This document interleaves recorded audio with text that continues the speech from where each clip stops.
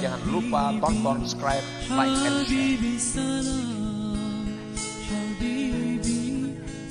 إذا كان المتكلم ذا تنوير وقع في قلوب السامعين وإذا كان ذا تقدير وقع في آذانهم ولا ينفذ إلى قلوبهم. Perkataan itu adalah sifat orang yang berkata-kata. Sifat orang yang mengata. Bila orang yang berkata-kata itu orang yang mempunyai cahaya, maka jatuhlah perkataan itu di dalam hati pendengarnya. Dalam hati pendengarnya. Apabila orang yang berkata-kata itu hatinya keruh,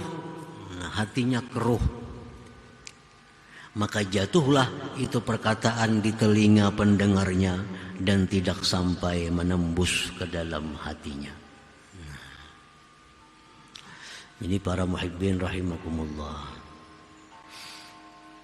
Sebagian ulama berkata, innal lisan tarjumanul qalbi. فإذا تطهر القلب من الأغيار وأشرقت عليه الأنوار اكتسى الكلام نورا وانتفعت به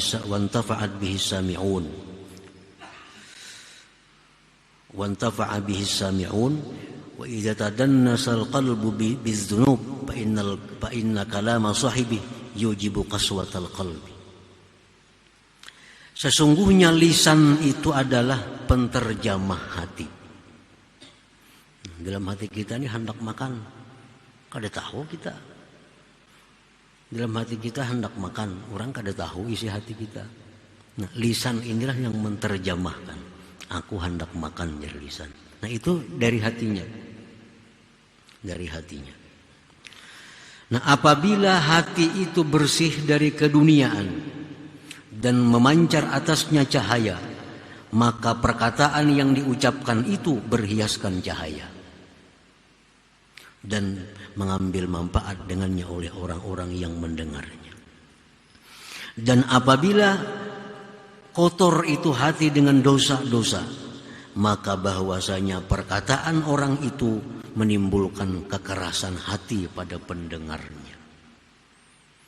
Nah, para muhibbin rahimakumullah, jadi hati-hati juga mendengarkan, walaupun itu nasihat, walaupun itu ceramah agama, walaupun itu nasihat agama, harus dilihat juga dari orang yang memberikan nasihat itu. Karena kalau orang yang memberikan nasihat ini hatinya kotor dengan dosa-dosa, bukan dapat kita ambil manfaat, justru akan mengeraskan hati kita. Kalau orang yang memberikan nasihat itu bersifat sombong, sehingga perhiasan kata-katanya pun sombong, masuk ke dalam hati kita, sombongnya yang timbul dalam diri pendengarnya. Dan ini mujarrabun, teruji. Dari guru, dari penasihat yang sombong, pasti akan menghasilkan orang-orang yang sombong. Kenapa? Karena dalam hati si orang itu sudah sombong berdahulu, nasihat yang dikeluarkannya walaupun baik, tapi berpakaian dengan kesombongan.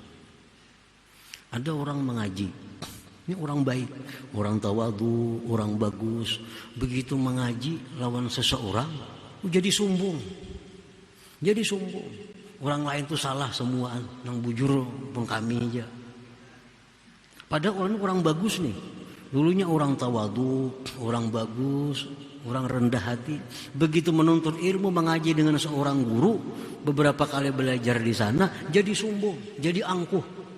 Kenapa? Karena ini berguru dengan orang yang hatinya sombong. Sehingga nasihat yang dikeluarkan guru itu berpakaian dengan kesombongan.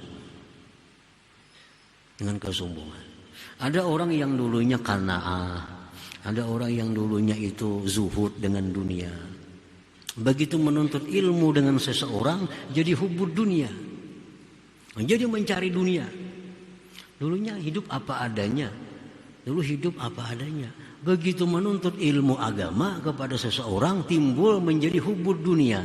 Nah, ini menunjukkan bahwa guru yang menasihatinya itu adalah hatinya berpakaian hubud dunia. Nah, sehingga masuk ke dalam muridnya ini. Nah, jadi artinya bahwa seorang guru yang punya hati kotor itu bukan menimbulkan manfaat kepada pendengarnya, justru akan menambah kekerasan hati mereka itu. Nah, idza kharaja minal qalbi waqa'a fil qalbi waqa'a 'alal qalbi. Wa idza tadannasa al-qalbu bizunub fa inna kalama sahibihi yujibu qaswatal qalb. Bahwa bila mana kotor itu hati dengan dosa, maka perkataan orang itu akan menimbulkan kekerasan hati pada pendengarnya itu. Nah, para muhibbin rahimakumullah.